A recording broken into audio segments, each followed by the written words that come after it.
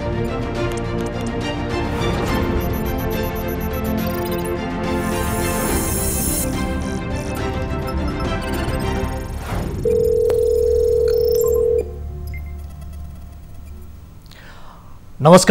Call 24 मा स्वागत छ। म वीरेन्द्र जैरो।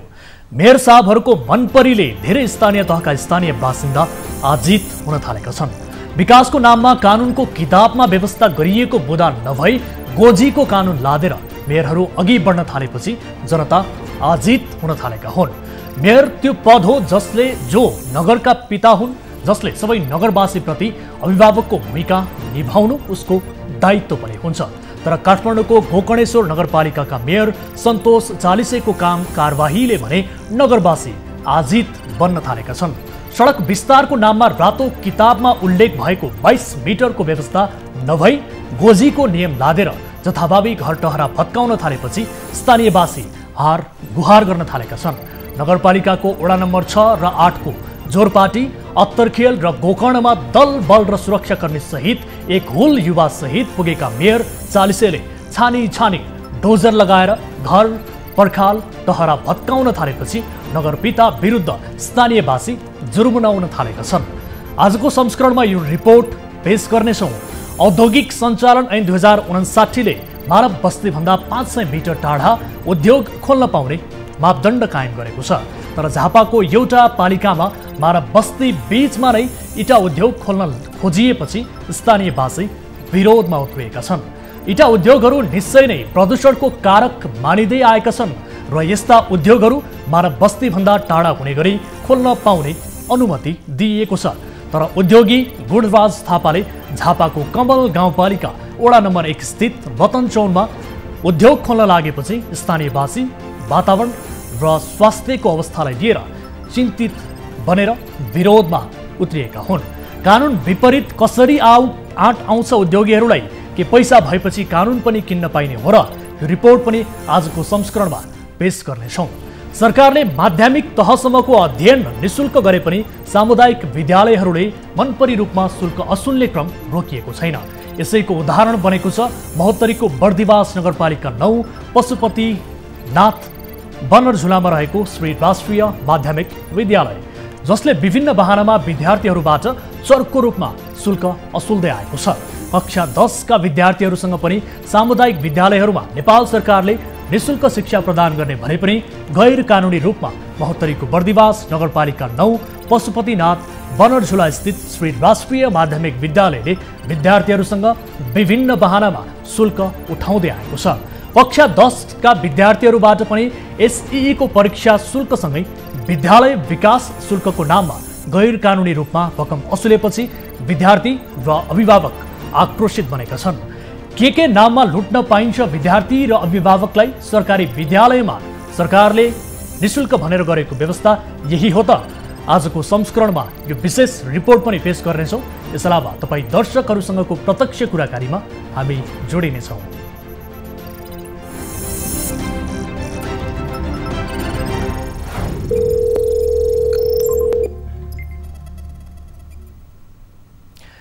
दर्शकहरू, कार्यक्रम कल 24 को नयाँ श्रृङ्खलामा उपस्थित भइसकेका छौँ। विविध विषयहरू सहित विविध विशेष रिपोर्टहरू सहित आज पनि हामी कार्यक्रममा उपस्थित छौँ।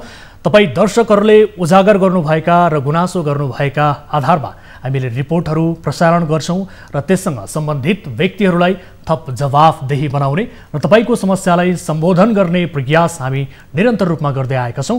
कुनै आपद विपदमा पर्नु भएको छ, कुनै जिज्ञासाहरू छन्, कुनै गुनासोहरू छ भने तपाईँले हामीलाई कार्यक्रममा प्रत्यक्ष रूपमा सहभागिता जनाएर जानकारी गराउन सक्नुहुन्छ। यति बेला न्युज 24 टेलिभिजनबाट नियमित रूपमा प्रस्तुत भइरहँदा आम नागरिकका ससाना समस्यालाई पनि हामी प्राथमिकता दिन्छौँ र तपाईँका जायज गुनासोहरूलाई सम्बोधन गर्ने प्रयास गर्छौँ। र यदि इन्टरनेटको पहुँचमा हुनुहुन्छ र तपाईँले हाम्रो कार्यक्रमलाई यति बेला हाम्रो अफिसियल युट्युब च्यानल मार्फत पनि लाइभ हेर्न सक्नुहुन्छ र सँगसँगै फेसबुक मार्फत पनि हामी लाइभ प्रसारित भइरहेका छौँ। कुनै जिज्ञासाहरू छन् भने तपाईँले हाम्रो सोसल मिडियाका विभिन्न प्लेटफर्ममा पनि उल्लेख गर्न सक्नुहुन्छ, जानकारी गराउन सक्नुहुन्छ।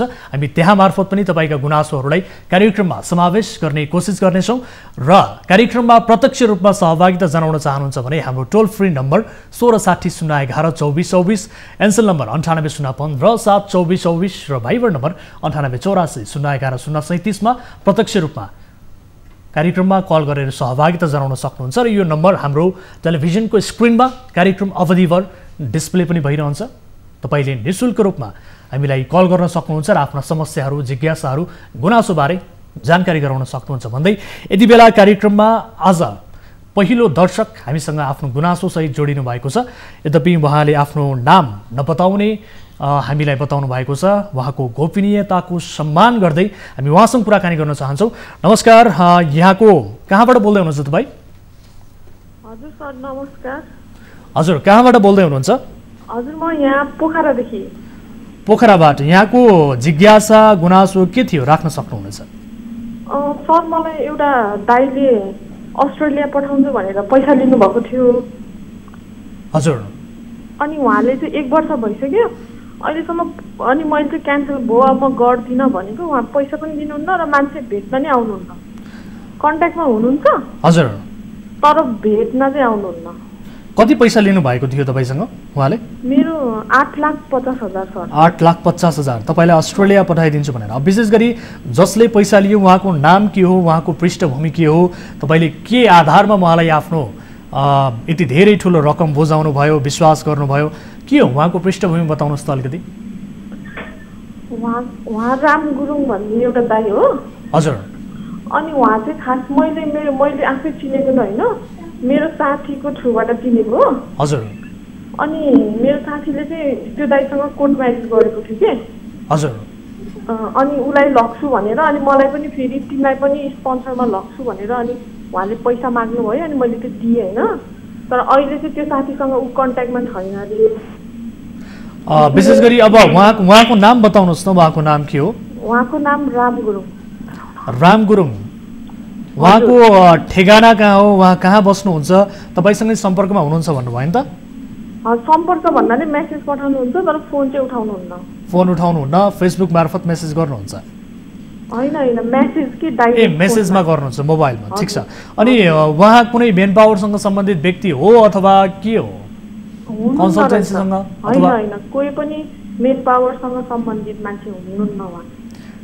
तपाईँसँग केही प्रमाणहरू छ त? त्यसो भए तपाईँले 8,50,000 बुझाएको केही प्रमाण राख्नु भएको छ? हजुर सर, मैले ब्याङ्कमा डिपोजिट गरिदिएको। ब्याङ्कमा पठाउनु भएको? हजुर हजुर। त्यसको भाउचरहरू, रिसिभहरू केही छ तपाईँसँग? छ, रिसिभ छ सर। यस विषयलाई लिएर तपाईँले पुलिस रिपोर्ट गर्नुभयो कि भएन? हजुर गरिसके। गरिसक्नु भयो? 1 महिना भइसक्यो। हजुर। 3 महिना भयो तपाईँले प्रहरीमा उजुरी दिएको? 1 मन्थ। 1 महिना भयो? हजुर हजुर। अनि के भन्नुभयो त प्रहरीले? के रेस्पोन्स गरेको छ? हामीले केही पनि गर्न मिल्दैन, तपाईँहरूले आफ्नो काम आफै मिलाउनु पर्छ भन्नुहुन्छ र उसको डिटेल्स सबै दिँदा पनि त्यही भन्नुहुन्छ। ठिक छ। त हाम्रो टिमका साथीहरूलाई राम गुरुङ जो हुनुहुन्छ उहाँको नम्बर उपलब्ध गराइदिनु होला।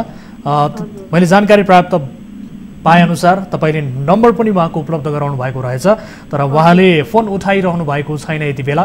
हाम्रो टिमका साथीहरू राम गुरुङ जसलाई तपाईँले रकम दिनुभएको थियो भनेर भनिरहनु भएको छ, उहाँलाई फोन गर्ने कोसिस गरिरहेका छौँ, तर यति बेला उहाँले फोन उठाइरहनु भएको छैन। यद्यपि कार्यक्रम सकिसके पछाडि पनि उहाँलाई हामी टेलिफोन सम्पर्क गर्ने कोसिस गर्नेछौँ र अफ एयरमा पनि के भएको हो यसबारे बुझ्ने कोसिस गर्नेछौँ। समय र जानकारीका लागि अहिलेका लागि भने तपाईँलाई धेरै धेरै धन्यवाद दिन चाहन्छु। Thank you. दर्शकहरू, आजको पहिलो कलर जो यति बेला अस्ट्रेलिया पठाइदिन्छु भन्दै उहाँले 8,50,000 रुपैयाँ राम गुरुङ भन्ने व्यक्तिलाई दिएको बारे बताउनु भएको छ। यसरी ठगिएका व्यक्तिहरू हाम्रो कार्यक्रममा नियमित रूपमा कल गर्नुहुन्छ, गुनासो गर्नुहुन्छ, तर पनि हामी अनुरोध गर्न यो चाहिरहेका छौँ कि विशेष गरी दैनिक रूपमा आम नेपाली दाजुभाइहरूलाई सजग रहनुहोला, सचेत रहनुहोला। यसरी विदेश पठाइदिन्छु, राम्रो जागिर दिलाइदिन्छु भनेर विभिन्न किसिमका प्रलोभनहरू देखाएर आम नेपाली दाजुभाइहरूलाई ठग्ने क्रम रोकिएको छैन। विशेष गरी नेपालीले नेपालीलाई नै ठग्ने किसिमको प्रवृत्ति पछिल्लो समय मौलाउँदै गएको छ। यति धेरै रकम विदेश जाने आश्वासनमा एउटा अपेक्षामा यहाँहरूले बुझाउनुहुन्छ, तर जसलाई बुझाएको व्यक्ति हो ती व्यक्तिको नियत के हो, उहाँको पृष्ठभूमि के हो, के आधारले मैले पैसा दिँदैछु, के विश्वासमा मैले यति ठुलो रकम बुझाउँदैछु भन्ने कुरा हेक्का समेत नराखिकन हामी सहजै रूपमा विश्वास गरिदिन्छौँ। त्यो नै सबैभन्दा ठुलो भुल हो, त्यो नै सबैभन्दा ठुलो गल्ती हो। यति धेरै समाचारहरू आइरहन्छन्, यति धेरै सञ्चार माध्यमहरूले विदेश लैजान्छु भन्दै ठगेका बारे विभिन्न किसिमका समाचारहरू, सम्प्रेषणहरू, सूचनाहरू दिइरहेका हुन्छन्। यसलाई बेवास्ता गर्दै हामीहरू सहजै रूपमा एक व्यक्तिलाई विश्वास गर्छौँ र विदेश जाने एउटा प्रलोभनमा राम्रो जागिर दिलाइदिन्छु भन्ने प्रलोभनमा हामी सहजै रूपमा आर्थिक लेनदेन गर्छौँ र ठगिन्छौँ।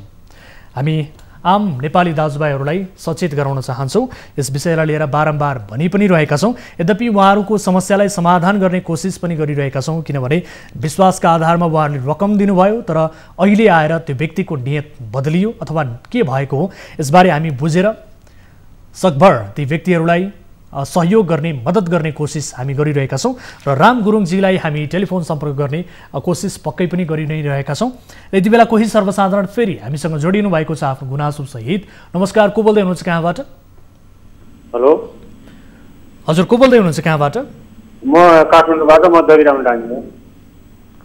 के भन्नुभयो यहाँको शुभ नाम? एकपटक फेरि भन्नुहोस् त। म दधिराम डाङ्गी, काठमाडौँबाट। दधिराम कार्की भन्नुभयो? दधिराम डाङ्गी। दधिराम डाङ्गी, हजुर। यहाँको जिज्ञासा गुनासो के थियो, राख्न सक्नुहुनेछ। मेरो के थियो भने सर, मैले पोहोर पुसको महिना मेरो दाइको छोरो र भाइ मालदिप्स जान्छु भनेर बालकृष्ण कार्कीलाई मैले पैसा 4,50,000 दिएको। हजुर। अनि त्यसपछि त्यो मान्छेले मलाई दिन्छु दिन्छु दिन्छु भनेपछि त्यो मान्छे जेलमा पनि पर्यो होइन। हजुर। जेलमा परिसकेपछि त्यसले परिसरमा, टेपु परिसरमा गएको बेलामा ऊ ती जेलमा थियो। अनि पछि मैले उजुर हाल्न आएको, मलाई उजुर नहाल्नु, म तपाईँलाई चेक दिन्छु भनेर उसले आफ्नो भाइ सुनिल कार्कीको नामको चेक दियो मलाई। हजुर। त्यो चेक दिएपछि त्यो चेकको आधारमा बााउन्स गराएर मैले फेरि परिसरमै त्यो बााउन्स चेकको लागि उजुर हालेँ। उजुर हालिसकेपछि उसको भाइ सुनिल कार्की भन्ने पक्राउ पूर्ति विशेष अदालतमा आइसकेको छ। तर अब त्यो मान्छेलाई पुलिसले पक्र्न सकेका छैन। हजुर। अनि त्यसपछि मैले पैसा दिएको भनेको त्यही बालकृष्ण कार्कीलाई हो।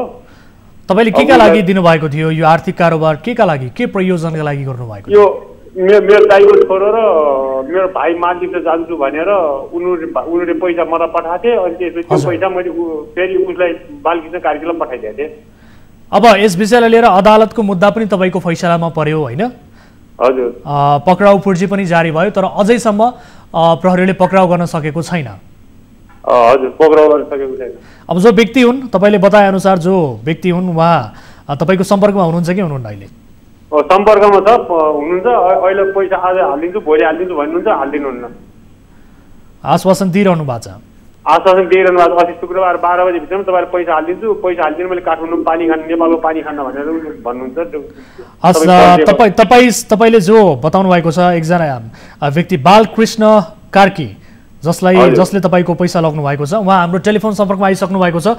बालकृष्णजी, स्वागत छ यहाँलाई कार्यक्रममा। हजुर, नमस्ते। हजुर, अब विशेष गरी जो हाम्रो डाङ्गीजी हुनुहुन्छ, उहाँले यति बेला तपाईँले पैसा लग्नु भएको र तपाईँप्रति यति बेला पक्राउ पूर्जी समेत जारी भएको र अदालतबाट पनि तपाईँ मुद्दा हारिसक्नु भएको, उहाँको पक्षमा रहेको भनेर भनिरहनु भएको छ। तपाईँले यो पैसा चाहिँ किन नबुझाउनु भएको? उहाँले मलाई मुद्दा हाल्नु भएको छैन सर होइन। हजुर। मुद्दा हारेको पनि छैन, मैले मुद्दा हाल्नु भएको छैन। उहाँलाई पैसा मैले नदिने सर, दिने हो। अहिले अब विभिन्न अफिसमा बन्द भएर कोरोनाले गर्दा यति बहुत कमजोर छ अहिले सर। अब मैले दिन्न उहाँलाई भनेको छुइनँ, दिन्छु। उहाँले मलाई 8-10 दिन टाइम दिनु भने म चाहिँ दिन्छु। हजुर। अब तपाईँले मालदिप्स पठाउँछु भनेर पैसा लिनु भएको रहेछ, तपाईँ को हो सर? तपाईँको पृष्ठभूमि बताउनुहोस् त मलाई अलिकति। तपाईँ के कुनै मेन पावरसँग सम्बन्धित व्यक्ति हो अथवा तपाईँ कुनै कन्सल्टेन्सीसँग सम्बन्धित व्यक्ति हो अथवा के हो सर? तपाईँ को हो सर? मेन पावर हो। पहिले म डल्सको मन्त्री मेन पावरमा काम गर्थेँ। हजुर, मेन पावर पहिले अहिले म छोडेँ मेन पावर। दिने सम्झौता गरेर दिने मेरो पैसा लाख पैसा हाल्ने छ। उहाँको पैसा मैले खाएको होइन। डल्सको गोपाल थापा मगर भन्ने खाइदिएको पैसा हो। हजुर, कुमाई तामा र गोपाल थापाले डल्सकोले पैसा उठाउन सकेको छैन हजुर। उनीहरूको नाममा कुनै मैले पक्राउ पुर्जी बनाएको छु, पुलिसले उनीहरू पक्रेको छैन अहिलेसम्म। सर 1 वर्ष भइसक्यो, तपाईँले न मालदिभ्स पठाउनु भयो न पैसा फिर्ता गरिरहनु भएको छ। तपाईँको नियत के हो सर? त्यो मालदिभ्स पठाउने बेलामा त म पक्राउ खाएँ नि त हजुर। पक्राउ खाएँ, त्यसपछि त्यो भिडियो दाङ्नु भयो। सबै क्यान्सल भयो नि त। म 2 महिना जेल बसेँ नि त्यतिखेर। डाङ्गीजी सुन्दै हुनुहुन्छ मलाई? डाङ्गीजी सुन्दै हुनुहुन्छ? डाङ्गीजी सुन्दै हुनुहुन्छ मलाई? म सुनिरहेको छु सर, सुनिरहेको छु। यति बेला हामीले बालकृष्णजीलाई सम्पर्कमा ल्याएका छौँ। बताउनुहोस् त, तपाईँलाई विशेष गरी उहाँले पैसा दिन्छु भनेर आश्वासन त दिइरहनु भएको छ भनेर तपाईँ स्वयंले पनि बताउनु भएको छ।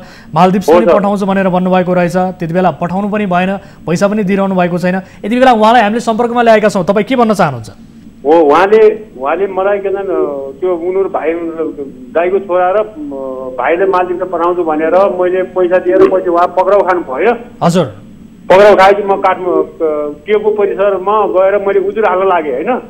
हजुर, अनि उजुर हाल्ने बेला उहाँले नहाल्नुहोस् प्रभु, मेरो केस लामिन्छ, म उजुर नहाल्नुहोस् भनेर उहाँले म तपाईँलाई चेक दिन्छु भनेर भन्नुभयो। उहाँले जनवरी फेब्रुअरीमा अप्रिल 28 तारिक अप्रिल 28 2019 दिनुभयो। हजुर, अनि त्यो चेक दिए कति रकम हो डाङ्गीजी? कति रकम हो? 4,50,000। 4,50,000 होइन त? अनि त्यो चेक दिइसकेपछि त्यो सुनिल कार्की उहाँले चेक दिलाउन लगाएको सुनिल कार्की भन्ने उहाँको नाता कार्की भावनाले अब नाता पर्ने को हो उहाँले जान्नुहुन्छ, उहाँले चिन्नुहुन्छ। हजुर, अनि त्यसपछि मैले बाउन्स गराएर अनि त्यो बाउन्स गराएर मैले त्यो चेक मैले उहाँको भाइलाई पक्राउ पुर्जी पनि आइसक्यो, सुनिल कार्कीलाई पक्राउ पुर्जी पनि आइसकेको छ। बालकृष्णजी सुन्दै हुनुहुन्छ? सुन्दैछु सर। हजुर, तपाईँको भाइको नाममा मुद्दा परेको रहेछ। तपाईँको भाइ अहिले सम्पर्कमा हुनुहुन्छ कि हुनुहुन्न सर? सुनिल कार्कीको नाममा उहाँले पक्राउ पुर्जी नै बनाइसक्नु भएको छ भने त मैले फेरि उहाँलाई पैसा दिने कसै उसले अब त्यो चेक पनि लिनु पर्यो नि त। उहाँले अब म पैसा पनि लिन खोज्ने अनि अर्को मान्छेलाई पक्राउ पुर्जी बनाएपछि त मिल्छ त सरकार? सर तपाईँले रकम त दिनु पर्यो नि त। तपाईँले दिन्छु भनेको पैसा किन नदिनु भएको त्यसो भए? तपाईँले रकम नदिएपछि मलाई के भन्छ चेक दिएर के अरे अप्रिल के भन्छ 2019 चेक दिने। अनि त्यसपछि आजसम्म 13 महिना हुँदासम्म मैले पैसा पनि नपाउने। अनि त्यसपछि त्यो बाउन्स तपाईँको नगर्ने बित्तिकै न तपाईँले पनि पैसा दिने कुरो न केस हाल्दाखेरि 6 महिना काट्यो भने कुनै पनि बैङ्किङ कसुरको उजुर पनि लाग्दैन। त्यसकारण मैले बाउन्स बनाएर भोलि गएर बालकृष्ण कार्कीले ठग्यो भने सुनिल कार्कीलाई मलाई बाउन्स गराएको छु। त्यो बाउन्सबाट मैले जसरी पनि पकाउन सक्ला, किनभने मैले दुःख गरेको पैसा मैले दाइको छोरा र उसलाई भाइले त मैले पैसा दिइसकेँ। मेरो पास होइन, तपाईँ पनि एजेन्ट हो त्यसरी भन्नुहोस् न दाइ सर। म पनि एजेन्ट हो, काम गर्दा बिग्रेको भन्नु न, किन गर्नु पर्यो? तपाईँ पनि सर के काम गर्दा बिग्रिएको भनेर भन्नुहुन्छ सर? तपाईँहरूको नियतमा खराब देखियो यहाँनिर। तपाईँको भाइ सम्पर्कमा हुनुहुन्छ कि हुनुहुन्न अहिले तपाईँको, यो बताउनुहोस् त। भाइ दुबईमा छ मान्छे। भाइ कता हुनुहुन्छ भन्नुभयो? दुबईमा छ सर। दुबईमा। अब उहाँको रकम कसले बुझाउँछ? यो 4,50,000 रुपैयाँ कहिले बुझाउनुहुन्छ? सरकार रकम मैले बुझाउने हो, मैले लिएको पैसा हो। मेरो पनि डल्सकोमा फसेको छ। म 2 चोटि त्यहाँ न्युज 24 मा हजुरको कार्यक्रममा पनि आएँ गोपाललाई त्यो हार गरेर माग्नलाई। यहाँबाट केही पनि हुँदैन भनिसक्यो त्यहाँबाट सरले होइन। उसको नाममा नि पक्राउ पुर्जी बनाएको छु। उसँग मेरो 65 लाख रुपियाँ फसेको छ। मैले नतिर्ने त भनेकै छैन नि सर। तर मसँग अहिले तपाईँले पैसा 13 महिना भइसक्यो, तपाईँले कहिले तिर्नुहुने हो? जग्गा बेच्नु बिक्री हुँदैन हजुर पाहाडको। अब अनि तपाईँले कहिले चितवनको जग्गा बेच्दैछु भन्ने कहिले मैले के भन्छ उहाँ फाइनान्सर पैसा जग्गा खान्छु भने त अनि मैले जग्गा अनि मैले तपाईँको जग्गा किन्ने भनेर त्यहाँ जग्गा पुग्या बित्दा मान्छेले के भन्छ तपाईँलाई के अरे पैसा मान्छे विदेश हस् ठिक छ। बालकृष्णजी हजुर सर, उहाँको रकम कहिलेसम्म बुझाइसक्नुहुन्छ यो बताउनुहोस् त। यो तपाईँले यति बेला तपाईँलाई तपाईँको आवाजलाई यति बेला देशभरका दर्शकले हेरिरहनु भएको छ, तपाईँको रेकर्ड भइरहेको छ। तपाईँ एक बताइरहनु भएको छ, तपाईँ एक मेन पावरसँग सम्बन्धित एजेन्ट पनि हो भनिरहनु भएको छ। तपाईँको नैतिकतामाथि नियतमाथि पनि यति बेला प्रश्न उठिरहेको छ। कतै तपाईँको नियत बेइमान हो कि भन्ने किसिमको प्रश्न उठिसक्यो सर। अब यति हुँदाहुँदै तपाईँले उहाँको रकम कहिले बुझाउनुहुन्छ यो बताउनुहोस् त। नियत मेरो बेइमान त होइन सर। मेरो पनि डल्सको मेन पावरमा फसेको छ पैसा सर। गोपाल थापाको नाममा पक्राउ पुर्जी जारी तपाईँको फसेको होला त्यो आफ्नो ठाउँमा छ सर। तपाईँ उहाँको पैसा कहिले पैसा फिर्ता गर्नुहुन्छ यो बताउनुहोस् न हामीलाई यति बेला। मलाई 2 महिना टाइम लाग्छ सर उहाँको पैसा फिर्ता गर्न। 2 महिना लाग्छ फेरि? 2 महिनामा म तपाईँको स्टुडियोमा आएर उहाँलाई 2 महिनामा एकमुष्ट रूपमा दिनुहुन्छ यो पैसा 4,50,000 एकमुष्टमा त्यही हजुरकै स्टुडियोमा आएर 4.5 लाख रुपियाँ दिन्छु सर। सुन्दै हुनुहुन्छ डाङ्गीजी? मैले सुनिरहेको छु। अनि त्यसो उहाँले त्यो अस्ति शुक्रबारको दिन 12 बजे पैसा हालिदिन्छु भन्ने, कहिले कलङ्गी पैसा लिन जान्छु भन्ने, अहिले 2 महिना भन्ने। अनि त्यो मैले पैसा के झुलाइरहने हो? मेरो पनि कारोबार हुन्न, म के पुगी सर्ने मान्छे हो?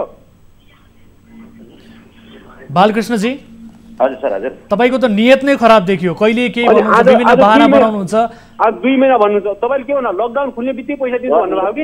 म सबैलाई थाहा छ, उहाँलाई डाङ्गीजीलाई पनि थाहा छ कि मेरो पैसा त्यहाँ फसेको छ। अनि तपाईँको फस्या पैसा मलाई थाहा छैन? तपाईँको कहाँ फस्या छ, कहाँ लिनु छ, कहाँ दिनु छ, त्यो मलाई थाहा छैन? तपाईँले त्यो पनि भन्नु सक्नुहुन्छ नि? त्योसँग सरकारै भएन नि सर। बालकृष्णजी तपाईँको पैसा कहाँ फसेको छ, कहाँ के भएको छ, तर तपाईँले जोसँग लिएको हो त्यो व्यक्तिको पैसा फिर्ता त दिनु पर्यो नि सर, होइन?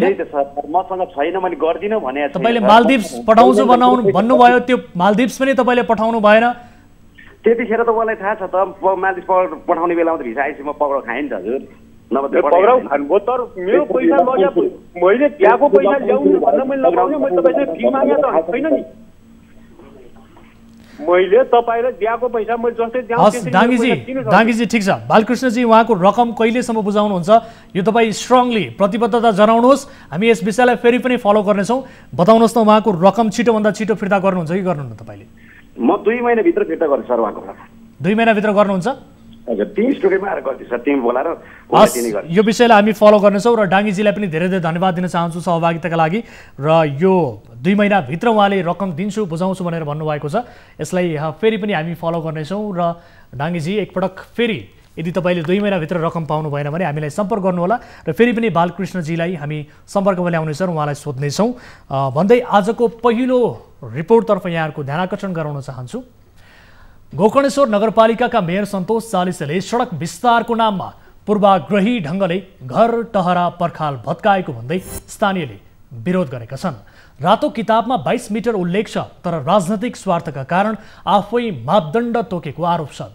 मेयर चालिसेले एकातर्फ जम्मा 14 मिटर सडक विस्तार भएको भन्दै नगरपालिकाको वडा नम्बर 6 र 8 को जोरपाटी, अत्तरखेल र गोकर्णमा दल बल र सुरक्षाकर्मी सहित एक हुल युवा सहित पुगेका मेयर चालिसेले छानी छानी डोजर लगाएर घर पर्खाल टहरा भत्काइदिएका छन्। यो गुनासो कार्यक्रम कल 24 सम्म आइपुगेको छ। विद्यालय समयमा अध्ययनरत विद्यार्थीहरूलाई आतंकित बनाउने गरी भेनस स्कुल, अत्तरखेल, छहारी शिक्षा सदन, जोरपाटी समेतको प्ले स्टेसन, विज्ञान प्रयोगशाला, चमेना गृह, पुस्तकालय र कम्प्युटर ल्याब समेत ध्वस्त बनाएको विद्यालय सञ्चालकहरूले गुनासो गरेका छन्। उनीहरूको गुनासोका आधारमा तयार पारिएको यो रिपोर्ट हेर्नुहोस्।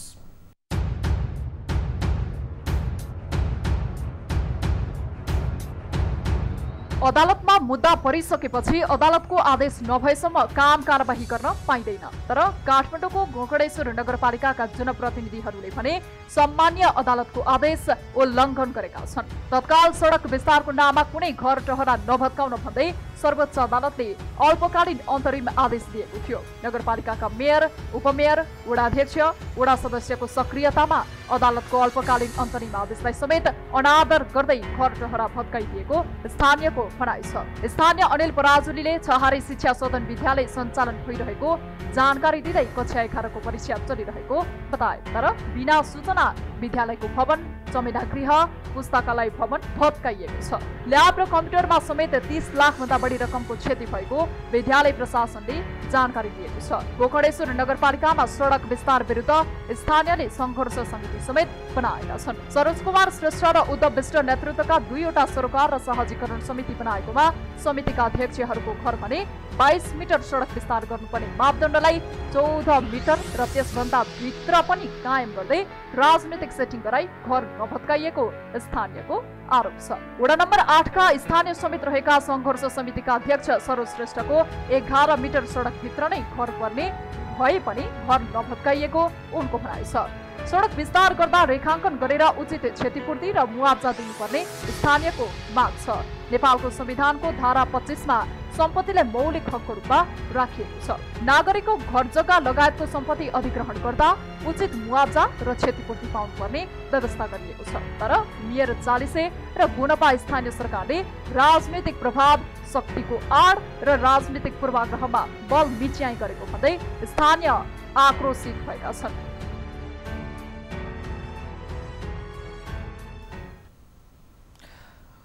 दर्शकहरू, अदालतमा मुद्दा परेको विषयलाई लिएर, विशेष गरी यो विषयलाई लिएर स्थानीय जो जनप्रतिनिधिहरू छन् कानुनको उल्लङ्घन गर्दै र अदालतको जुन निर्देशन छ यसको आदेशको अवज्ञा गर्दै यसरी छानी घर पर्खाल यति बेला विद्यालयको भवन समेत भत्काइदिएको स्थिति छ। यसो किन गरियो यसबारे हामी थप जानकारी लिने कोसिस गरिरहेका छौँ र यति बेला सम्पूर्ण पीडित स्थानीयहरूको प्रतिनिधित्व गर्दै एकजना हामीसँग जोडिनु भएको छ। उहाँसँग यसबारे विस्तृत रूपमा जानकारी लिन्छौँ र त्यस पछाडि अन्य सम्बन्धित निकायका व्यक्तिहरूसँग कुराकानी गर्नेछौँ र यति बेला हामीसँग जोडिनु भएको छ अनिल जी हुनुहुन्छ।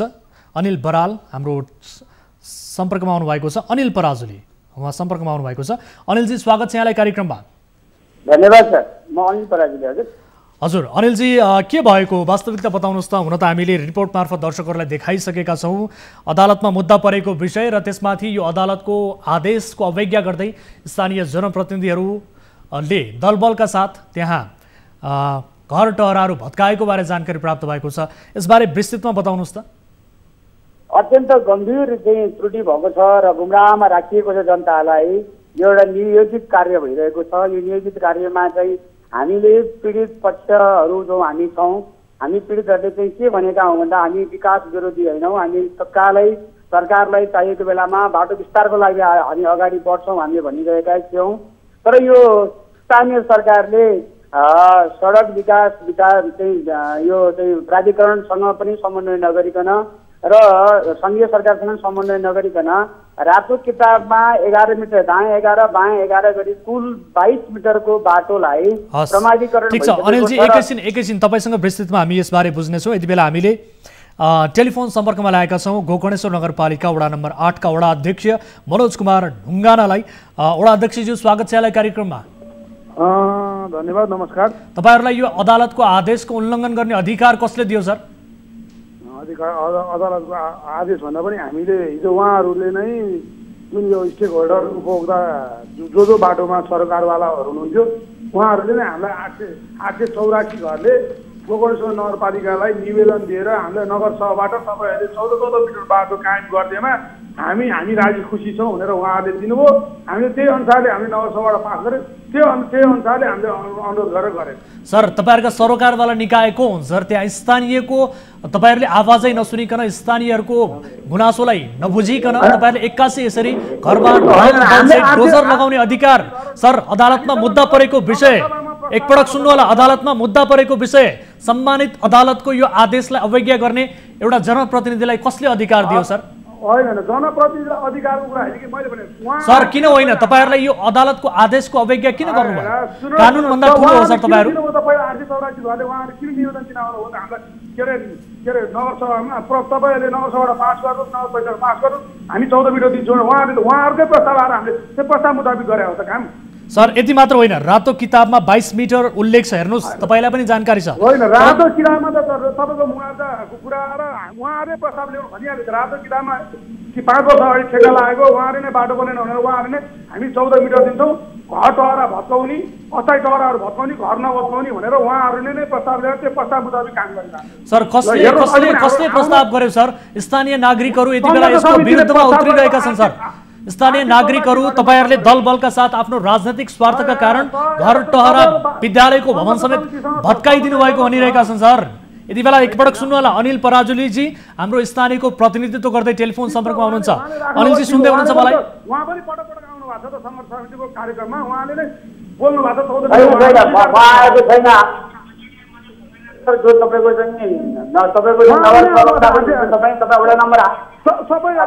तपाईँले के भन्नु भएको छ भन्दाखेरि हामी चाहिँ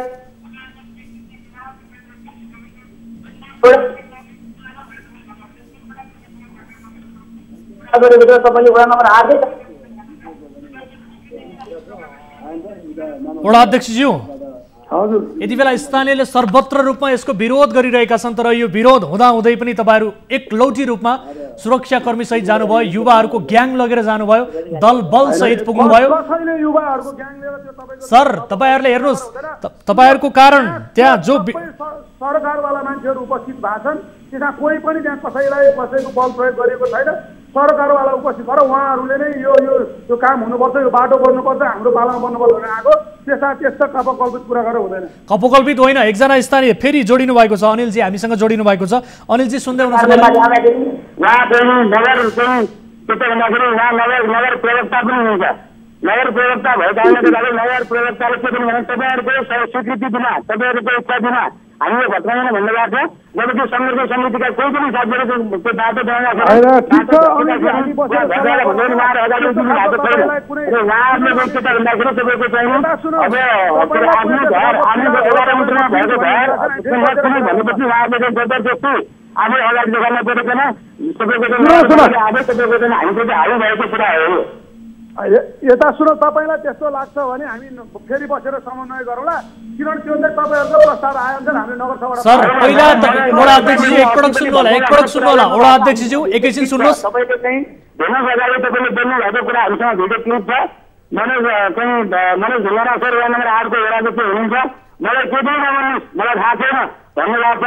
जबकि तपाईँको चाहिँ सम्पूर्ण वडा अध्यक्षहरू तपाईँको चाहिँ बाटो भत्काउँदाखेरि चाहिँ तपाईँको विकास विरोधी हुने भनेर उहाँले भन्नुभयो। यो भत्किन्छ। वडा अध्यक्षज्यू एकपटक सुन्नु होला, अनिलजी एकैछिन मेरो कुरा सुन्नु होला। वडा अध्यक्षज्यू सुन्दै हुनुहुन्छ? सुनिहाल्छु, भन्नु। पहिला भत्काइदिने, ड्याङडुङ गएर डोजर हान्दिहाल्ने, त्यस पछाडि अनि पछि समन्वय गरौँला भन्ने कस्तो समन्वय? मैले उहाँ पीडित भएँ भने उहाँले आफैले दिएको एप्लिकेसनमा पीडित भयो भने बसेर कुरा गरौँला भन्ने त कस्तो? सर यहाँ सुन्नु होला, तपाईँहरूले जुन भन्नुभएको छ नि समन्वय अब गर्दै गरौँला भनेर, पहिला तपाईँहरूले भत्काइसक्नु भएको छ। तपाईँहरूले डोजर चलाएर जो त्यहाँ छहारी शिक्षा सदन विद्यालय सञ्चालन भइरहेको थियो त्यसको 30 लाख बराबरको क्षति भएको छ। यसको क्षतिपूर्ति कसले बेहोर्छ?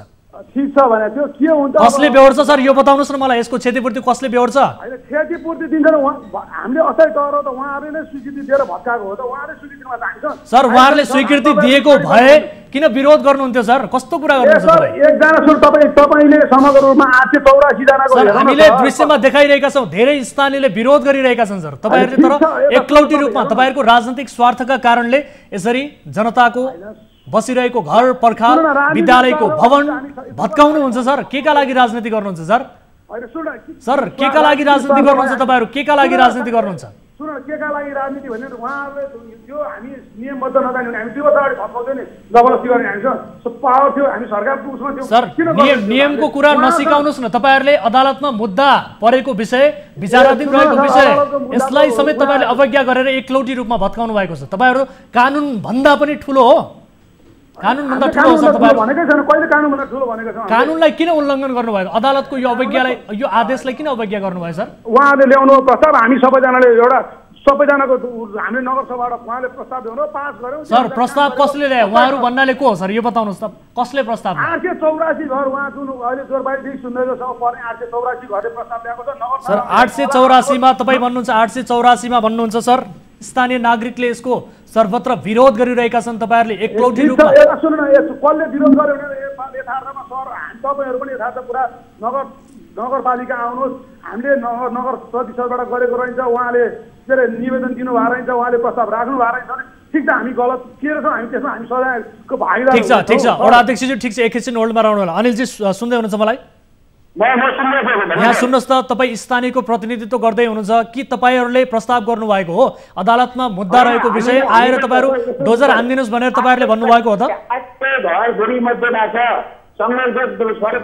सरकार समिति भनेर खोलिएको चाहिँ व्यक्तिगत मध्येबाट 15 लाख रुपियाँ उठाइएको छ पैसा। हजुर, यो 15 लाख रुपियाँ चाहिँ उठाएको जुन पैसा छ त्यो उठेको पैसाले उहाँले तपाईँको सङ्घर्ष गर्ने, तपाईँको 11 गुणा 22 मिटर हुँदाखेरि सङ्घर्ष गर्ने, एक इन्च पनि चाहिँ नभत्काउन दिने भनेर विभिन्न कामहरू गरियो।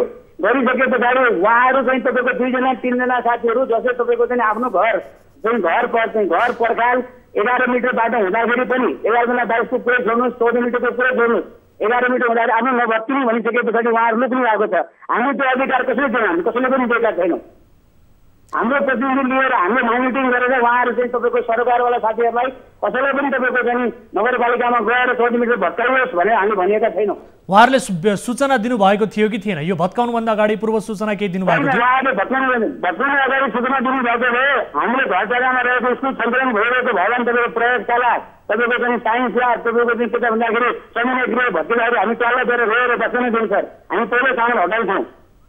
वडा अध्यक्षज्यू हजुर यहाँ सुन्नुहोस्, एकपटक सुन्नुहोस् वडा अध्यक्षज्यू, एकपटक मेरो कुरा सुन्नुहोस्। उहाँको कुरा मैले सुने। एकपटक मेरो कुरा पनि सुन्नुहोस्। तपाईँहरू आफै ठुलो, न कानुनलाई मान्नुहुन्छ, न स्थानीयलाई पूर्व सूचना दिनुहुन्छ, न जानकारी।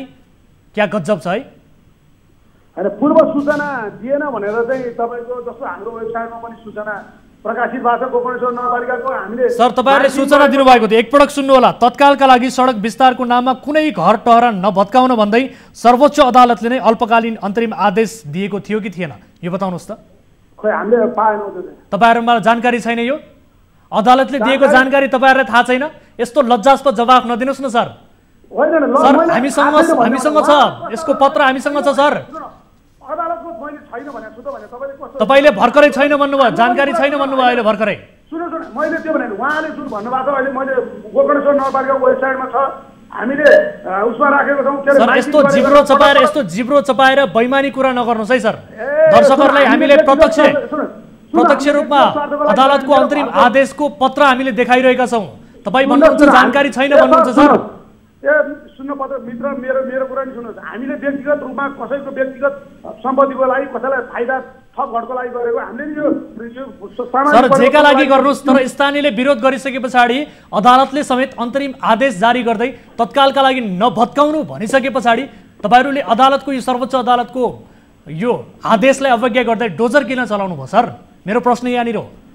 मैले भनि त भने उहाँले प्रस्ताव राख्नु भएको पहिला 6 महिना अगाडि प्रस्ताव राख्नु भएको छ, कसरी नगर्ने सर? हामी काम नगर्ने अब लास्ट मोमेन्टमा आएर गरेर कुरा गर्दा उहाँहरू पछि जानु त उहाँहरू पटक तपाईँ बैठक बस्नु भएको छ, हामीलाई अतिथि बोलाउनु भएको छ, काम गर्नुहोस् भन्नुहुन्छ, अनि अब लास्ट मोमेन्टमा के गर्नुहुन्छ? त्यसै हुन्छ त सर। यस्तो झुट कुरा नबोल्नुहोस् है सर। यो राष्ट्रिय टेलिभिजनमा तपाईँ हेर्नुहोस्, तपाईँ एउटा नेसनल टेलिभिजनमा बोलिरहनु भएको छ, धेरै दर्शकले तपाईँलाई हेरिरहनु भएको छ, सुनिरहनु भएको छ। तपाईँका यो कर्तव्यहरू हामीले दृश्यमा देखाइरहेका छौँ सर। तपाईँहरूले कानुनलाई मिच्नु भएको छ, कानुनलाई उल्लङ्घन गर्नुभएको छ, सर्वोच्च अदालतले गरेको आदेशलाई उल्लङ्घन गर्नुभएको छ, स्थानीयलाई पीडा दिनुभएको छ। यस्तो बैमानी कुरा नगर्नुहोस् है वडा अध्यक्षज्यू। अब यो 30 लाख रुपियाँ जुन क्षति भएको छ विद्यालयको यो छहारी सदनको मात्रै, यसको क्षतिपूर्ति कसले बेहोर्छ सर? यो बताउनुहोस् न मलाई। शिक्षा सम्बन्धी निकायमा जानु भएको छ, कसले बेहोर्छ, के गर्छ, फैसला हुन्छ, त्यसपछि हुन्छ। कसरी फैसला हुन्छ? फैसलालाई त तपाईँले फैसला नभइकन तपाईँहरूले अदालतको फैसला उल्लङ्घन गर्नुभएको छ सर। अब उल्लङ्घन गर्यो भनेर उहाँले जानु भएको छ त भइहाल्यो त भने। अब हामीले व्यक्तिगत स्वार्थको लागि काम गरेको छैनौँ, सामाजिक उसको लागि काम गरेका हौँ, सामाजिक हितको लागि काम गरेका हौँ। त्यसमा केही पर्छ भने ठिक छ, अब के गर्नुपर्छ हामी गर्नु। कानुन पनि नमान्ने, स्थानीयको कुरा पनि नसुन्ने, तपाईँहरू आफ्नो मनको राजा हो सर। कानुन स्थानीयको कुरा यता सुन्नु, हामी मनको राजा होइन। सुन तपाईँहरूले एउटा कुरो यथार्थ कुरा के बुझिनु पर्यो भने यथार्थ बुझेका छौँ सर। अदालतको लेटर सहित हामीसँग छ सर। बुझ्नु भएको भए तपाईँ आउनुहोस् न भने डकुमेन्ट लिएर यो के अरे सामाजिक सवालमै कुरा गरौँ न, लाइभ नै के भयो सर? आउनुहोस् न बसेर कुरा। सर लाइभमै हुनुहुन्छ तपाईँ, नझुकिनु होला। तपाईँ यति बेला प्रत्यक्ष प्रसारणमै बोलिरहनु भएको छ सर। कस्तो लाइभमा? योभन्दा कस्तो लाइभ चाहियो? प्रत्यक्ष प्रसारणमा हुनुहुन्छ तपाईँ यति बेला। देशभरका दर्शकहरूले तपाईँलाई हेरिरहनु भएको छ, सुनिरहनु भएको छ। तपाईँहरूले जुन यो डोजर लगाएर ड्याङडुङ हान्नु भएको छ नि सर, यसलाई दर्शकहरूले हेरिरहनु भएको छ। तपाईँहरूको कर्तुत, सर्वोच्च अदालतको अन्तरिम आदेशलाई तपाईँहरू नमान्ने जनप्रतिनिधि तपाईँहरूको कर्तुत यति बेला दर्शकहरूले हेरिरहनु भएको छ। ठिक छ भने सुन्नु सर, हामीले के हाम्रो चाहिँ हामी स्थानीय तहबाट उहाँले दिएको प्रस्ताव, हामीले गरेका निर्णयहरू चाहिँ हामी चाहिँ कहीँ पनि भन्न पाउँदैनौँ।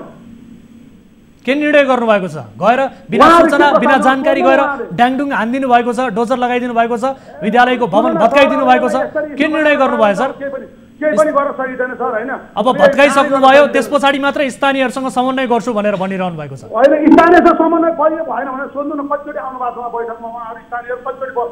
हामीले सोधिरहेका छौँ सर। त्यो अब अहिले आएर मैले भनेको छैन, गरेको छैन भन्दैमा कहाँ हुन्छ?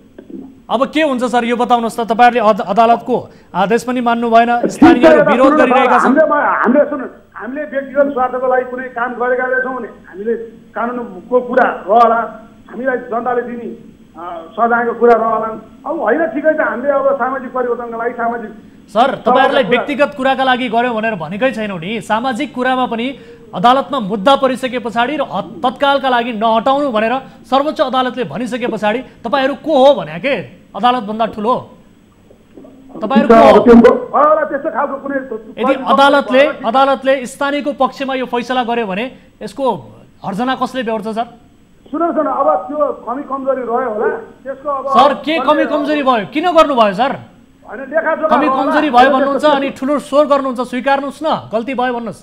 ए सर सुन न, के कस्तो कुरा मैले भने ठुलो स्वर गरेर मैले के गल्ती गरेँ भने मैले भने सामाजिक सवालका कुराहरू हुन्, त्यसमा एक दुईवटा कुरा कोही कोही फरक पर्यो होला, त्यसमा मैले भने त। सर यस्तो किसिमको लिडे ढिप्पीले चल्दैन है सर। तपाईहरुको जुन यो जवाब छ नि सर, जुन तपाईहरुले रवैया देखाइरहनु भएको छ नि, तिनै मतदाताले तपाईहरुलाई भोट दिएर जिताएको, तिनैलाई दुःख दिनुहुन्छ, अदालतको आदेश पनि मान्नुहुन्न, कानुन मान्नुहुन्न, कानुनलाई कुल्चाउनुहुन्छ, उल्लङ्घन गर्नुहुन्छ। के गर्न खोज्नु भएको सर? यस्तो के गर्न खोज्नु भएको? अरु भन्नु न, अरु चाहिँ छ गर्न खोज्नु भएको चाहिँ के हो यो बताउनुस् न। अनि मैले भनिसकेको बाटो बनाउन लाग्यो, हामीले उहाँले प्रस्ताव गर्नुहुन्छ बाटो बनाउन लाग्यो, हामीले के गरेको? दोस्रो कुरा हामीले के कसैको केही गरेको छैन, बाटै बनाउन लाग्यो। सर बाटै बनाउन लाए पनि मुद्दा परिसके पछाडि र स्थानीयले यसको विरोध गरिसके पछाडि बाटो भएको अब काम गरेर होला भन्नुहुन्छ। बाटो बनाउन लाग्यो, बाटो बनायो, अब त्यसमा एक दुईवटा भयो होला कमी कमजोरी। सर बाटो बनाउन पनि कानुन अनुसार बनाउने होला नि। मनपरी रूपमा डोजर चलाएर सडक विस्तारका नाममा स्थानीयको घर टहरा पर्खाल विद्यालयको भवन भत्काएर यसरी विकास हुन्छ सर? यसरी विकास हुन्छ? मैले भनिहालेको भने उहाँलाई त्यस्तो लाग्यो होला, मैले भनिसकेको। अब यो के हुन्छ सर? यसको समाधानको बाटो के हुन्छ? अब बाटो बन्छ, बसेर बाटो बन्छ, उहाँहरूको के हो, उहाँहरू जानुहुन्छ, हामी पनि कुरा गर्छौँ, त्यही हो सर। अब के अब फर्दर अब बाटो रोक्ने कुरा हुँदैन, काम हुँदै जान्छ बिस्तारै। तपाईहरुको यो एकलौटी ढिपीका कारण जुन स्थानीयले क्षति बेहोरेका छन्, यसको हर्जना कसले तिर्छ? ए हामीलाई भने अब हामीलाई अब मैले भने सर तपाईहरुले तिर्नुहुन्छ कि हुन्न यो बताउनुस् न। जिम्मेवारीबाट पन्छिन नखोज्नुस्, गल्ती गरिसक्नु भएको छ तपाईहरुले। अब निर्णय आउला नि त, उहाँहरू अदालत जानु भएको छ, अदालतले निर्णय गर्दा तपाईहरुले एउटा आम सञ्चार माध्यमबाट आउनु भएको छ, तपाईहरुले पनि एउटा स्पष्ट कुरा के हो जानकारी गराइदिनुहुन्छ। सर आफूले आफूलाई जनप्रतिनिधि भन्नुहुन्छ, वडा अध्यक्ष भन्नुहुन्छ, वडा अध्यक्षको हैसियतमा हुनुहुन्छ, वडाको पिता हुनुहुन्छ, न स्थानीयसँग छलफल छ, न कानुनलाई मान्नु छ। रातो किताबमा उल्लेख गरिएको 22 मिटर जुन उल्लेख छ, यसलाई पनि तपाईहरुले लत्याउनु भएको छ सर। यो त बडो गलत भयो सर, एकदम गलत भयो। यता सुन, नेपालमा पनि सबैले पनि हेर्नुभयो होला, नजिक छन् के अरे बाटोको विस्तारका कुरा सबै ठाउँमा 11 मिटर र 17 मिटर 14 मिटरको कम्प्रोमाइज स्थानीयसँग पनि भएर बाटो धेरै ठाउँ बनेको छन् सर। होइन यो रातो किताबमा निस्केर यो धेरै ठाउँ बनेका छन् बाटो यस्ता, त्यो बन्ने मध्ये हामीले धेरै क्षति नहोस्। सर हामीले धेरै ठाउँको कुरै गरेका छैनौँ नि, अन्य ठाउँको जिम्मेवारी तपाईँ नलिनुहोस् न सर। आफ्नो वडामा के भइरहेको छ, आफ्ना स्थानीय नागरिकको समस्या के हो भन्ने बारे मात्रै तपाईँ जिम्मेवारी राख्नुहोस् सर। दुनियाँको ठेक्का नलिनुहोस् सर। तपाईँहरूले गल्ती गरिसक्नु भयो, तपाईँ कानुनको कुरा त सुन्नुहुन्न सर। ठिक छ भने ल, ठिक छ, हामीले गल्ती गर्नु हामी सजाय पाउँछ त भइगयो सकियो त। सर यस्तो ढिपीले चल्दैन है, स्थानीय नागरिकको कुरा सुन्नुपर्छ सर, बुझ्नु भएको छैन? तपाईँका मतदाताहरूको कुरा तपाईँले सुन्नुपर्छ, त्यही सुन्छु भनेर तपाईँले भोट लिनुभएको उहाँहरूको समस्या बुझ्छु। उहाँहरूलाई दुःख दिनका लागि, उहाँहरूलाई पीडा दिनका लागि भोट लिनुभएको होइन, बुझ्नुभयो नि? हामीले कानुनले भोलि जे गर्छ फैसला त्यसमा स्वीकारेर। हस्, समय र जानकारीका लागि धन्यवाद। यो विषयलाई आगामी कार्यक्रममा फेरि पनि फलो गर्नेछौँ। अनिलजी सुन्दै हुनुहुन्छ? अब अन्य स्थानीय प्रतिनिधिहरू के भन्नुहुन्छ त यो विषयलाई लिएर? मेयर साहब के भन्नुहुन्छ? प्राय सम्पूर्ण स्थानीयहरू जो यहाँ 7 दिनमा 14 मिटर भएर उहाँहरूको घर छोडिएको छैन, उहाँहरू अहिले चाहिँ मौन हुनुहुन्छ र दङ्ग हुनुहुन्छ। यो विषयलाई लिएर त विशेष गरी अदालतमा मुद्दा पनि परेको छ। तपाईँहरूले अब आफ्नो तर्फबाट गर्ने पहल चाहिँ के रहन्छ? स्थानीयहरू, अन्य स्थानीयहरू के भनिरहेका छन्? हामी स्थानीयहरू जो पीडित स्थानीयहरू छौँ, हामी चाहिँ के चाहन्छौँ भन्दाखेरि यहाँ रहेका जो जनता छौँ हामी गोकर्ण हजुर बाटो विस्तार क्रममा स्थानीयले त्यो तपाईँको स्थानीय कार्यालय आएको जुन दादागिरी छ, अब तपाईँहरूको जुन क्षति भएको छ अन्तरिम नमानेका छन्, सबै पनि भोलि गएर 22 मिटर हुनेवाला छ। अब जुन क्षति भएको छ यस क्षतिपूर्ति बारे दिने बारे अथवा नदिने बारे यसबारे केही सल्लाह सुझाव तपाईँहरूसँग गरिएको छ कि छैन? तपाईँले भर्खर नम्बर 8 को मनोज ढुङ्गाना सर जो चाहिँ नगर प्रवक्ता र वडा नम्बर 8 को वडाध्यक्ष हुनुहुन्छ, उहाँको मुखबाट सुनिसक्नु भएको छ कि उहाँले दादागिरी गर्नै भएको। तीनजना सरकारवालाको चाहिँ प्रमुख पद अगाडिले बस्नुभएका साथीहरू जसले आफ्नो सम्पत्ति 2 रुपियाँ पनि उहाँहरूको चाहिँ नष्ट भएको छैन, उहाँहरूको हातमा लिएर उहाँले चाहिँ के त भोलि गएर चाहिँ 11 मिटर चाहिँ भन्दाखेरि पनि अब क्षतिपूर्ति र मुआवजा जनतालाई नआओस् भन्ने खालको प्रकारको नजिर कायम गरेर पनि उहाँले बोल्नु भएको छ। त्यसको चाहिँ हामी चाहिँ सङ्घर्षमा लाग्नुपर्छौँ र हामीहरू त्यो चाहिँ तपाईँको अहिले 6जना साथीहरू चाहिँ जो हामीहरू पनि पीडित छौँ, अरू पनि साथीहरू पीडित छन्, उहाँहरू पनि आउन नसक्नु भएको हो। किनभने अब हस् अनिलजी एकैछिन होल्डमा रहनु होला। यति बेला हामीले टेलिफोन सम्पर्कमा ल्याएका छौँ गोकर्णेश्वर नगरपालिकाका मेयर सन्तोष चालिसे प्रत्यक्ष सम्पर्कमा आउनु भएको छ। मेयर साहब स्वागत छ यहाँलाई कार्यक्रममा। धन्यवाद हजुर, धन्यवाद। मेयर साहब तपाईँ कानुनभन्दा ठुलो हो? तपाईँलाई मैले कानुनभन्दा ठुलो कहिले भनेर के सोध्नुहुन्छ? सर तपाईँको व्यवहारले यही देखायो। तपाईँको व्यवहार तपाईँको कारणले तपाईँले जुन स्थानीय नागरिकको घर टहरा पर्खाल भत्काउनु भयो नि, जुन व्यवहार यो देखाउनु भयो नि, तपाईँ त कानुनभन्दा ठुलो हो भन्ने प्रश्न भयो सर। होइन तपाईँ कसरी के आधारमा मलाई 81 चाहिने यो प्रश्न सोध्नुहुन्छ? सर आधार हामीसँग धेरै छ, आधारको फेरिस त म तपाईँलाई सुनाउँछु। सर तपाईँ अरूलाई सोध्नुहोस्, मलाई नसोध्नुहोस्, जानुहोस् तपाईँ। एकपटक सुन्नुहोस्, तपाईँ नेसनल टेलिभिजनमा प्रत्यक्ष रूपमा प्रसारित हुनुहुन्छ है मेयर साहब, यसको जवाब दिनु होला। एकदम जवाबदेही भएर यसको जिम्मेवारीपूर्वक जवाब दिनु होला, हामी यही चाहन्छौँ। एकपटक सुन्नुहोस्, एउटा मेयर साहब कुरा गर्दै हुनुहुन्छ, आफ्नो ऊ कायम राखेर ओहो मेयर साहब तपाईँ कानुनभन्दा ठुलो होइन, यति कुरा ख्याल गर्नुहोस्, तर व्यवहारले तपाईँ कानुनभन्दा ठुलो हो कि भन्ने प्रश्न पारेको छ। एकपटक सुन्नु होला, अदालतमा मुद्दा परेपछि अदालतको आदेश नभएसम्म काम कारबाही गर्न पाइँदैन भन्ने कुरा तपाईँलाई जानकारी छ कि छैन? त्योभन्दा अगाडि तपाईँलाई एउटा पृष्ठभूमि बुझाइदिउँ, भन्नुहोस् न, यसको जवाब दिनुहोस्। स्थानीय नागरिकले विरोध गरिरहेका छन्, यसको जवाब मागिरहेका छन्। यो घर टहरा बिना कारण किन भत्काउनु भयो? सडक विस्तारका नाममा अदालतमा मुद्दा परेको, अन्तरिम आदेश दिएको, तत्कालका लागि सर्वोच्च अदालतले पनि यसलाई नहटाउनु, घर नभत्काउनु भनेर भनेको विषयलाई तपाईँले किन भत्काउनु भयो? हाम्रो प्रश्न यो। 2 मिनट धर्देश सुन्नुहुन्छ? हस् बताउनुहोस्। सुन्नुहोस्, म आउनुभन्दा अगाडि यो सडक 22 मिटर बनाउने भनेर नेपाल सरकारले टेन्डर आह्वान गरेको थियो। राम्रोसँग सुन्नुहोस् ल, टेन्डर आह्वान गरेको थियो। टेन्डर आह्वान गर्दाखेरि माउन्जेलसम्म 2 वर्षसम्म नि त्यो बाटो सुरु हुन सकेन र तपाईँको कमसेकम चाहिँ 40 करोड रुपियाँ फिर्ता जाने लगभग भइसकेपछि एउटा स्थानीय सरकार गठन भएर स्थानीय सरकार बनिसकेका नाताले मैले जनताको कुरा सुन्ने हिसाबमा मैले चाहिँ तपाईँको सारासँग 10औं चोटि पार्टी प्यालेसमा छलफल राखेँ। सारालाई चाहिँ यो कसरी जाने के जाने भन्दा सबैको सहमति के भयो भने त्यो 991 वटा घर पर्थ्यो, त्यहाँ 22 मिटर भत्काउँदा 991 वटा घरवालाहरू सबैले चाहिँ होइन हामीलाई चाहिँ त्यो पैसा फिर्ता नजाओस् मेयर साहब, त्यो पैसा पनि लिएर आएर बाटो बनाउनु पर्छ भन्नुभयो। बाटो बनाउनको लागि त तपाईँहरूको सहमति चाहिन्छ, किनभने एकातिर नेपाल सरकारले हामी मुआवजा दिन सक्दिन भन्ने अवस्था छ। हेर्नुहोस्, हामी क्लियर कट मुआवजा दिन सक्दिन भन्ने अवस्था छ। अर्को अदालतले मुआवजा नलिकन कसैको पनि प्राइभेट सम्पत्ति नभत्काउनु नगराउनु भन्ने अवस्था छ। यो दुईटा अवस्थालाई पनि कायम गर्दै बाटो पनि बनाउनका लागि त्यो 60 करोड फिर्ता पनि नजानका लागि उपाय के छ त भनेर बारम्बार उसै गरेका छ र हजुर 10औं चोटि चाहिँ सारा जनतालाई राख्दाखेरि अन्त्यमा के आयो त रिजल्ट भन्नु होला भने ल 14 मिटर बनाऊ, बाटो पनि पुग्ने, 60 करोड पनि फिर्ता नजाने, हामी सबै दिन पनि तयार, ल 100% चाहिँ 14 मिटर बनाउनुको लागि गर्नुहोस् भन्नुभयो। 14 मिटर गर्ने सबैको सहमति भइसकेपछि त्यसमा मैले पहल थालेँ। पहल थाल्दा 22 मिटरलाई 14 मिटरमा कसरी ल्याउने भन्दाखेरि स्थानीय सरकार ऐनले चाहिँ नि स्थानीय सरकार सञ्चालन ऐनले चाहिँ आफ्नो अन्तर्गतका बाटाघाटा पुल पुरेसा दायाँ बायाँको संरक्षण र सम्वर्धन गर्ने भने अन्तर्गत मैले चाहिँ तपाईँको परिषद बोलाएँ, विशेष परिषद बोलाएँ। सुन्नुहोस्, विशेष परिषदमा सम्पूर्ण पार्टीका साथीहरू सहितको हस्ताक्षरमा तपाईँको 14 मिटर बनाउनुको लागि सहमति कायम भयो। परिषद बने कानुन नै बराबर हाम्रो हेर्नुहोस्, परिषदले पास गरेपछि कानुन स्वतः बन्छ।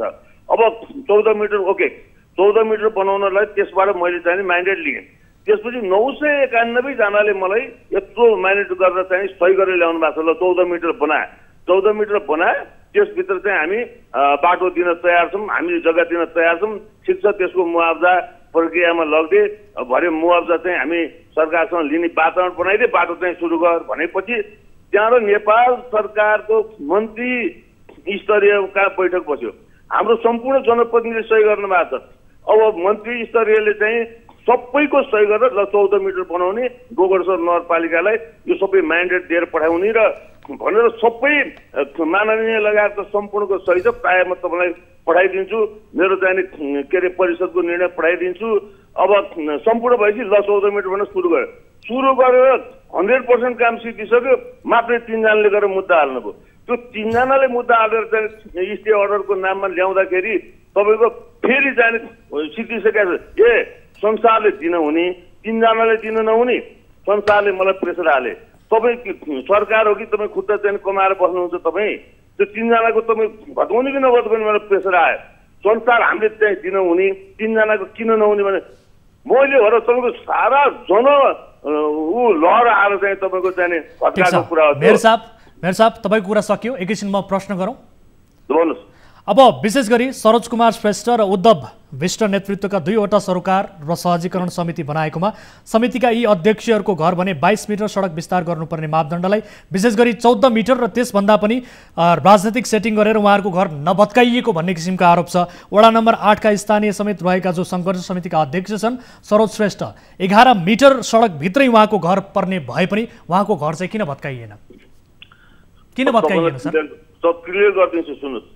हामीले कसैको पनि घर भत्काएको छैन, कसैको पनि घर भत्काएको छैन। हामीले नियममा सूचनामा के गरिरहेको छ भने कसैको पनि स्थायी घर बाहेकका संरचना हटाउने भनेका छौँ।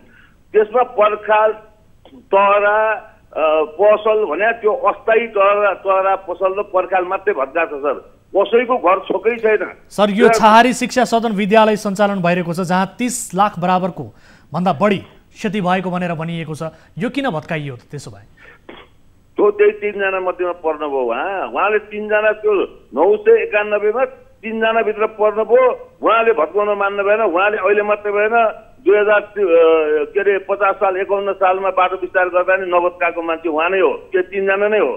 अनि त्यो 3 जनालाई चाहिँ नि साराले हिजो पनि नदिने, आज पनि नदिने। हामी हिजो नै दिने, आज नि दिने। सुन्नुहोस्, अब तपाईँ बुझ्नुहोस्, 991 मा 3 जना हो जसले हिजो पनि दिनु भएन, आज पनि नदिनका लागि मुद्दातिर जानुभयो।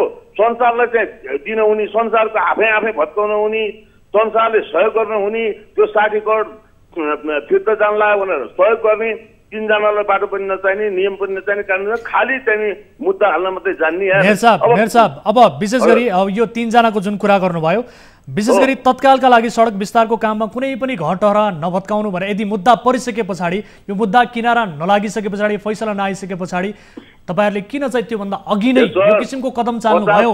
50 सालदेखि यो मुद्दा 50 सालदेखि छ। 50 सालदेखि आजसम्म काम हुन सकेन। आज पनि हाम्रो 4औं वर्ष रनिङ भइरहेछ, आज पनि काम नहुने मुद्दाको नाताले रोकिँदै गएर सारा हिलो र धुलो खाएर बाल बच्चाका साथी सबैजना फोक्सो खत्तम भइसकेको छ सर। त्यसको जिम्मा कसले लिने? म स्थानीय सरकारले लिने कि नलिने? म 3 जना कुरो सुनिनँ सर। मैले 100 मा 3 जना कुरो सुनिनँ। मैले पेलेर भर्काइदिएँ। ल यसको कुन कानुन लाग्छ, म त्यो कानुनमा चाहिँ सुनाउन बुझाउन तयार। ओके, एकपटक सुन्नु होला। अनिलजी सुन्दै हुनुहुन्छ मलाई?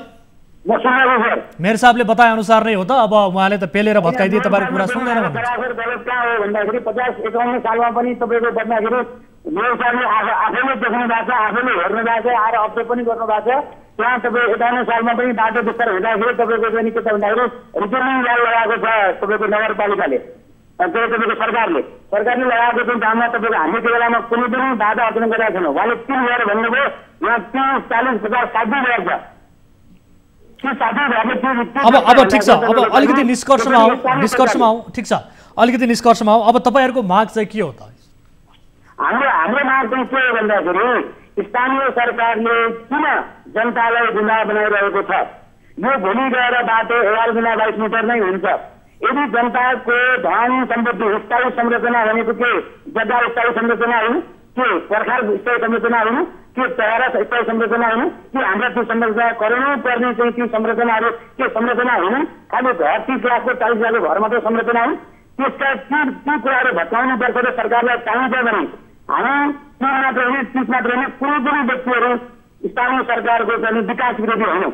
हामी बाटो विस्तार हुनुपर्छ भन्ने माग राख्छौँ र हुनुपर्छ, तर क्षतिपूर्ति र मुआवजा चाहिँ सर्वोच्च अदालतले जे भन्नुपर्छ जाँदाखेरि नदिकन उहाँले अल्पकालीन अन्तरिम आदेशलाई नै तपाईँको चाहिँ नमानी गरेर भत्काउन उहाँलाई कसले त्यो अधिकार थियो? त्यो हाम्रो चाहना के हो भन्दाखेरि उहाँले स्वस्थ राजनीति गर्नको लागि, पपुलर बन्नको लागि, अब तपाईँको ठुलो मान्छे बन्नका निमित्त हाम्रो जुन तपाईँको चाहिँ घर तयारा भत्काइयो वा हाम्रो जग्गा दिन चाहिन्छ भने 11 गुणा 22 मिटर पनि छन्, हामी तयार छौँ। हामी सबैजना जोले तपाईँको उहाँले भन्नुभयो 3-4 जना भन्नुभयो, 3-4 जना 30-40 जना मान्छे हुन्छन्, 400 जना मान्छे हुन्छन्। भोलि सडकमा जुन जग्गा परेका मान्छेहरू, घर परेका मान्छेहरू हुँदै आउँछन् उहाँकोमा। तर त्यो बेलामा चाहिँ उहाँले त्यो क्षतिपूर्ति र मुआवजा नदिकन तपाईँको चाहिँ उहाँले अधिकरण गर्ने एउटा परिपाटी बसाल्नु भयो। भोलि गएर उहाँको तपाईँको अब 2 वर्ष राम्रो छ। मेयर साहब ठिक छ मेयर साहब सुन्दै हुनुहुन्छ? 22 मिटर गएको छ, उहाँले किन्नु हाम्रो किन्नु नदिनु भने उहाँले फेरि आएर भत्काउनुहुन्छ। त्यो जनताको काम गर्ने अब घरबार दिनु भएर सरकारले सधैँ सहयोग मात्रै गरिदिनु हो त? हाम्रो त्यो मुख्य चाहना के हो भन्दाखेरि सरकारले चाहिएको छ भने सरकारले क्षतिपूर्ति र मुआवजा सहित मात्र हाम्रो चाहिँ घर पर्खाल तहरा र जग्गा छोड्नुहोस् भन्ने हाम्रो चाहिँ मुख्य माग हो सर। मेयर साहब सुन्दै हुनुहुन्छ? हजुर, अब नागरिकको घर जग्गा लगायतको सम्पत्ति अधिग्रहण गर्दा उचित मुआवजा र क्षतिपूर्ति पाउनुपर्ने व्यवस्था पनि संविधानमा उल्लेख छ। विशेष गरी संविधानको धारा 25 मा सम्पत्तिलाई मौलिक हकको रूपमा पनि राखिएको स्थिति छ। अब यो व्यवस्था नगरिकन मुआवजाको बारेमा तपाईहरुले कुनै किसिमको व्यवस्था नगरिकन एकाएक भत्काइदिनु भएको छ। अब यसको समाधान कसरी हुन्छ? सर मैले अघि पनि भने सरले राम्रोसँग बुझ्नुभयो, सुन्नुभयो। फेरि भन्नुस् न, यो मुआवजाको बारेमा तपाईले केही पनि बताउनु भएको छैन सर। हजुरको यसको बीचमा एउटा सहमति भन्ने नै चिज हुन्छ सर, याद गर्नुहोस्। सहमति केका लागि भने 22 मिटरलाई 14 मिटर बनाइदिए भनेर मकान निवेदन उहाँले हाल्नुभयो।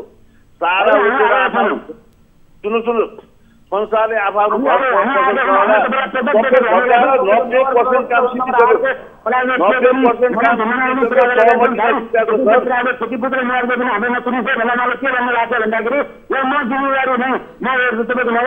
जिम्मेवारी भए तपाईँको सहमति बिना तपाईँको एक इंच जग्गा पनि छुँदैन, घर पनि छुँदैन, सरकार छुँदैन, त्यो पनि छुँदैन भन्नुभएको। जसौँचोटि मैले कार्यक्रम राखेर मैले रिक्वेस्ट गर्दा म कहाँ आएको हो रिक्वेस्ट 14 मिटर गर्न तयार, 14 मिटर बनाउनुहोस् प्लिज, त्यो पैसा फिर्ती जान नदिनुहोस् भनेपछि म तातेकै हो, मन्त्री स्तरमा बैठक राखेर निर्णय गरेकै हो, परिषद शुद्ध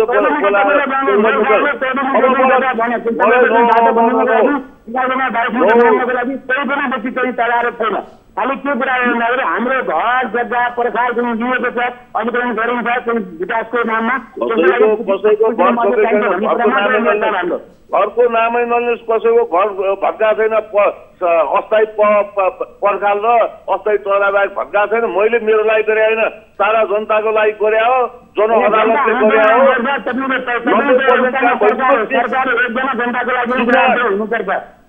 ठिक छ अब निष्कर्षमा ठिक छ, समय अभावका कारणले अब यो कुराकानीलाई लम्ब्याउन सक्ने स्थिति छैन। अनिलजी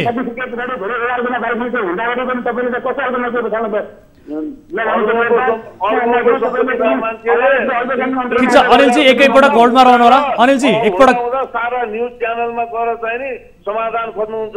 आउनुहोस् तपाईँ चाहिँ नगरपालिकाभित्र 10,000 जना जम्मा गरिदिन्छु, त्यो हुला आएर बोल्नुहोस् म दिन्न भनेर।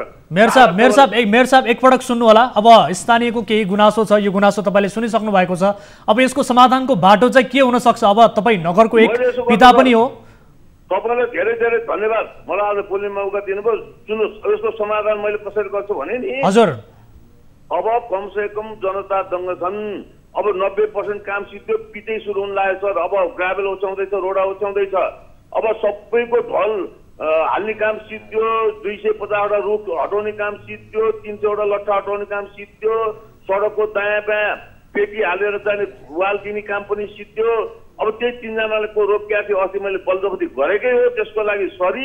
अब मैले यसको लागि उहाँहरूको चाहिँ क्षतिपूर्तिको लागि कहाँ कुन निकायमा हुन्छ, म आफ्नो जनताको लागि त्यो माग गर्नको लागि म चाहिँ हिँडिदिन्छु। उहाँहरू भेरी गुड।